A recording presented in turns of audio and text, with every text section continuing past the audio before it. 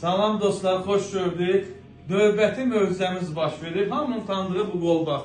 Və bu qolbaq biz əsasən başağrıda, təzyiqdə, miqren xəstələrində istifadə edilir. Bilirsiniz nə baş verdi? Nazilə xanım qoy özü danışsın nə baş verib. Bu qolbaq bu xanım təzyiq üçün almışdı. Amma ki, davamı siz deyin, nə baş verdi? Təzyiq üçün almışdım. Şəkərim də 400, 450, 500 idi. İndi bunu tıxandan sonra düşüb 150. Halbuki əvvəllər insülin düşmür. Hə, insülin vurmurdum, dərman qəbul edirdi. Hal-hazırda şəkəri içinə bir həftədir dərman da içmirəm.